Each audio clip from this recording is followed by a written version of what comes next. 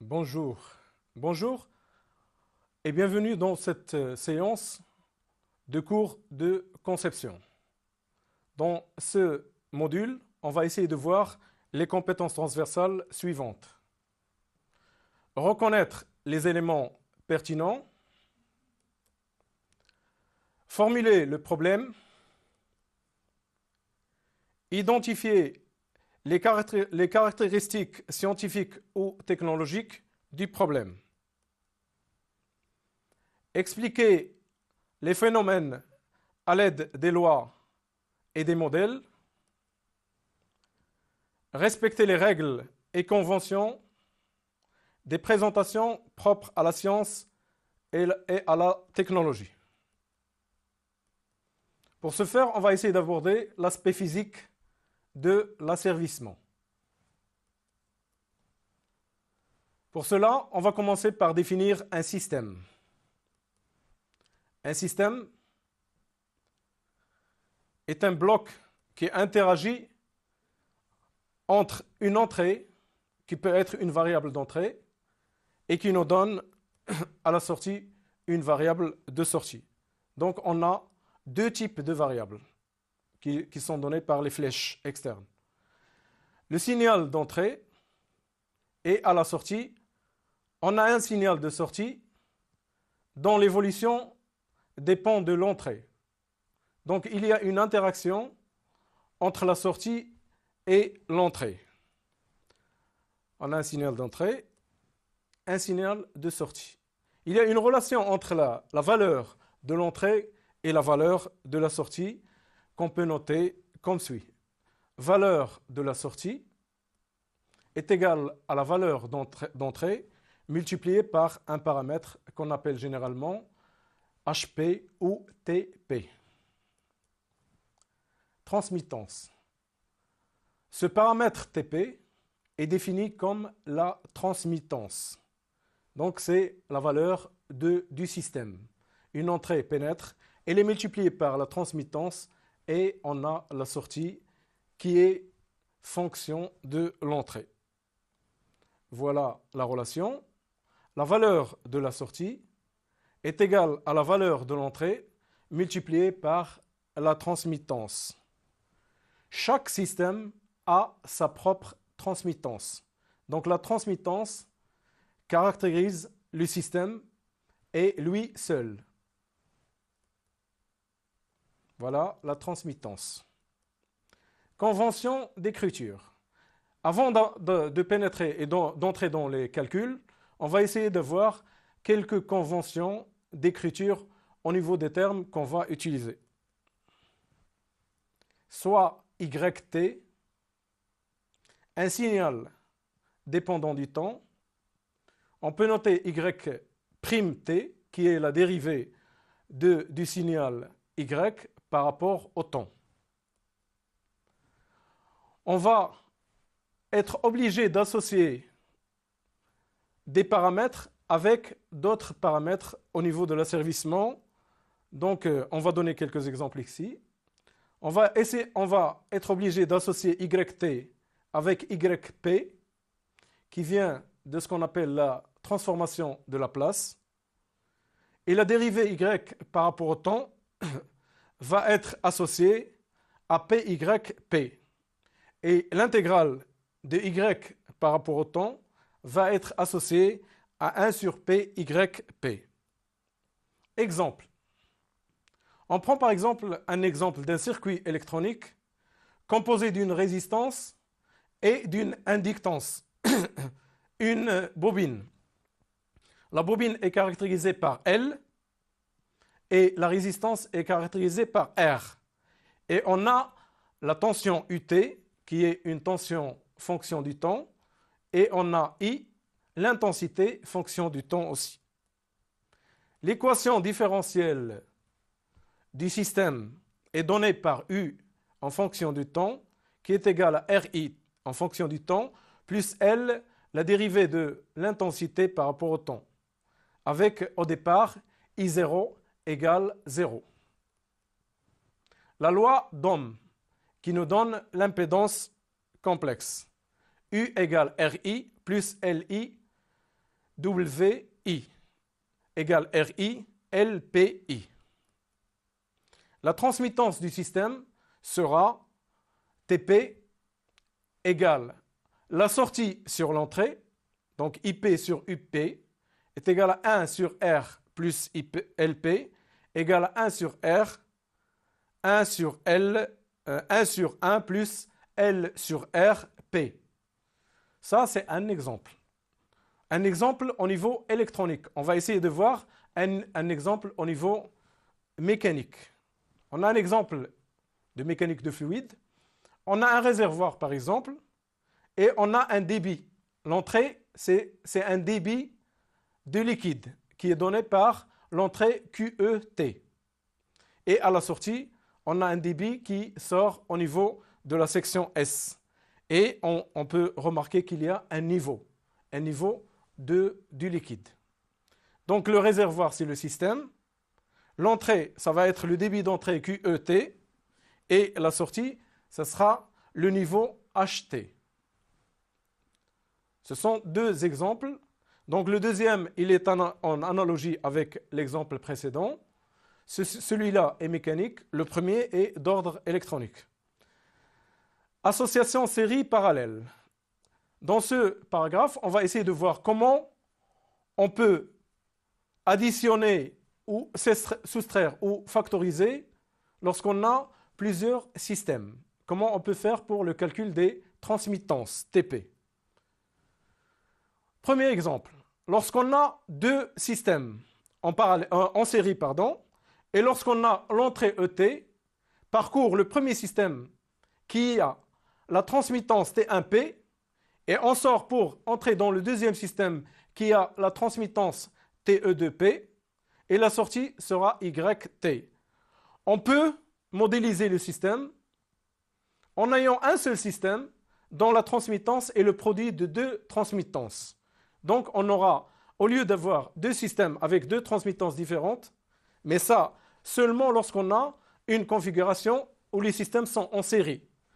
On peut faire l'entrée avec le système qui a la transmittance nouvelle, qui est le produit des transmittances, et on a la sortie YT.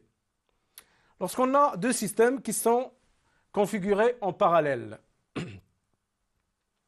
donc on a deux systèmes configurés en parallèle, l'entrée ET pénètre dans les deux systèmes qui ont les transmittances suivantes T1P et T2P, et on sort avec un YT. On peut remplacer ce système par un système dont la transmittance globale sera la somme des transmittances. Donc ET pénétrera dans le système et sera ajusté et corrigé par la somme des transmittances T1P plus T2P pour aboutir à la sortie YT. On peut factoriser des transmittances. Lorsqu'on a la configuration suivante, donc on a le système premier qui a la transmittance TP et le deuxième a la même transmittance TP, et avec une comparaison, on peut remplacer le système par le système suivant. Donc on voit bien qu'on a fait une factorisation des transmittances. Donc une qui recevra les deux entrées E1T et E2T pour aboutir à la sortie ST. Principe de superposition. Quand un système a plusieurs entrées, donc commande et perturbation, pour calculer la transmittance entre une entrée particulière et la sortie, on suppose que les autres entrées sont nulles. Exemple. On a ici plusieurs entrées et plusieurs systèmes dont les transmittances ne sont pas les mêmes. On a T1P, T2P, T3P, avec une seule sortie. Donc lorsqu'on calcule TP d'un système, qui est la sortie sur l'entrée, on peut supposer que les deux autres systèmes sont nuls. Donc on facilite le calcul. Donc SP sur E1P, là on a considéré seulement le système E1. On va supposer que les deux autres sont nuls. on a la sortie qui est égale à TP multiplié par T3P. Lorsqu'on a SP sur E, E2P, on a la sortie qui est T2P multiplié par T3P. Transmittance. Pourquoi il y a nécessité d'utiliser le transmittance? L'étude d'un système asservi est simplifiée si on utilise les transmittances isomorphes pour chaque constituant. Donc, ça facilite l'étude. On aura un exemple d'un système. Donc, on a la consigne ET qui pénètre dans le comparateur. Comparé avec la mesure, si on a un retour, si on n'a pas de retour, l'entrée est égale à l'erreur ou à epsilon t qui introduite dans le régulateur. Le régulateur a une transmittance CP pour sortir un UT pour pénétrer dans le process pour agir et qui a sa propre transmittance qui est GP. Et on a la sortie SP. Donc le système ici est ouvert, mais on va lui ajouter un retour pour que ce soit un système asservi avec retour. Donc on mesure la sortie. Le capteur qui va mesurer la sortie a une transmittance Kp. Cette transmittance va nous donner la mesure qu'on va comparer, donc xt c'est la mesure, qu'on va comparer avec la consigne ET, et la différence nous donnera l'écart ou l'erreur epsilon t. Voilà l'exemple qu'on a. Donc on a deux chaînes. La chaîne directe, c'est lorsqu'on n'a pas de retour. La chaîne directe, c'est ET, passe dans le comparateur, on sort epsilon t, qui est l'écart ou l'erreur, passe dans le CP, transmittance CP, passe dans le transmittance GP pour en sortir ST. Lorsqu'on parle de chaîne directe, on ne considère pas le retour. Donc là, la chaîne de retour, c'est simplement la sortie, le capteur et le passage vers le comparateur. Lorsqu'on parle de chaîne de retour, on ne considère pas la chaîne directe. Donc, ils sont deux entités indépendantes. Expression des transmittances. On va essayer de voir comment on peut calculer ces transmittances. On va prendre pour exemple le premier, la chaîne directe. Si on ne prend pas en compte la chaîne de mesure, donc il n'y a pas de retour, chaîne de retour, le schéma se réduit à celui de la figure ci-dessous. Donc on a la consigne qui donne l'écart. Dans ce cas, l'écart, puisqu'il n'y a pas de mesure, il est égal directement à l'entrée. Il est introduit dans le régulateur et dans le process pour aboutir à la sortie ST. On a vu au départ que lorsque une entrée pénètre dans un système avec sa transmittance et en sort, on a vu que le rapport entre la sortie et sur l'entrée est égal à la transmittance. On va utiliser cette règle. On appelle transmittance de la chaîne directe la grandeur qui est le rapport. Donc T, CD pour chaîne directe est égal à CP, GP parce qu'il y a deux transmittances. Donc la chaîne va être remplacée par une seule transmittance. Et on a vu au départ que lorsque les systèmes sont en série, on a multiplication des transmittances. Donc ceci est égal à la sortie divisée par l'entrée. On a SP sur EP. Boucle ouverte. Si on tient compte de la chaîne de mesure, mais sans branchement, ça veut dire quoi? Ça veut dire qu'on a un système ouvert avec un capteur à la fin. Donc on a la consigne, on a CP, on a GP et on a KP. Le retour qu'on avait au départ, on l'a ouvert pour aboutir à la mesure finale. Ce système, si on lui applique les systèmes en série, lorsque les systèmes sont en série, la transmittance globale sera le produit des différentes transmittances. Donc la transmittance globale de ce système, ça sera CP, GP, KP. On appelle transmittance de la chaîne ouverte la grandeur T comme transmittance de la chaîne directe KP, CP, GP et qui est égale toujours à la sortie. Dans ce cas, on a la sortie qui est la mesure XP sur l'entrée EP. Boucle fermée. À présent, on prend le système asservi dans sa totalité. Le schéma a déjà été décrit dans le schéma isomorphe. On va le reproduire là. Donc, on a un système avec un retour, donc un système complet. Lorsqu'on a le système complet, on peut remarquer une chose. À quoi est égal epsilon? Donc, epsilon t, puisqu'on est dans un comparateur, elle est égale à ET moins la mesure, moins XT. Et la transmittance de la chaîne directe, on a déjà vu qu'elle est égale à CP, GP. On va essayer de faire le calcul ensemble. Soit TBF. TBF pour transmittance de la boucle fermée. Donc la transmittance de la boucle fermée. Exprimons-la en fonction de K, C et G. Donc on a vu au départ que SP est égal à epsilon P, CP, GP. On va remplacer epsilon P par sa valeur. On a déjà vu que epsilon est égal à l'entrée EP moins la mesure XP. Donc on va la remplacer. Voilà, on l'a remplacée. Epsilon, on l'a remplacé par EP, XP, CP, GP. On peut remplacer EP par sa valeur.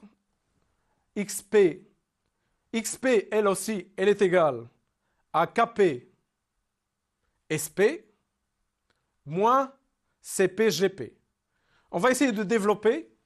On va multiplier les paramètres CP, GP par EP, moins KP, SP. Et on aura EP, CP, GP, moins KP, SP, CP, GP. Donc, si on développe plus, on a pris le terme, on l'a mis à gauche, et le terme à droite, on l'a laissé à droite. On a SP plus KP, SP, CP, GP égale EP, CP, GP. On va diviser SP, on va factoriser SP, parce qu'on a SP plus KP, SP, CP, GP. On va la factoriser. Donc SP, on l'a factorisé, ça nous donne SP 1 plus KP, CP, GP égale EP, CP, GP. Là, on va diviser SP par KP, par EP, et on va mettre le terme 1 plus KP, CP, GP dans l'autre côté. Donc, ça sera une division. Donc, SP sur EP est égal à CP, GP sur 1 plus KP, CP, GP. Et en final, on obtient la transmittance de la boucle fermée, P, est égale à SP sur EP est égal à CP, GP sur 1 plus KP, CP, GP. Cas de retour unitaire. Un système est à retour unitaire si le capteur n'est pas représenté. La sortie SP a alors la même valeur que la consigne EP. Si on n'a pas de capteur, on a le système qui a un retour, mais sans le capteur. Donc, on n'a plus de KP. L'expression de la transmittance dans ce cas, dans cette boucle fermée sans retour unitaire, sera TBF, transmittance de la boucle fermée, est égale SP sur EP, comme tout à l'heure, est égal à CP, GP sur 1 plus CPGP, on n'a plus de KP. On peut faire le même travail qu'on a fait tout à l'heure et on aura la même valeur. J'espère que vous avez appris quelque chose au niveau des calculs de transmittance. On arrête là pour l'instant et je vous donne un rendez-vous, Inch'Allah, pour une prochaine séance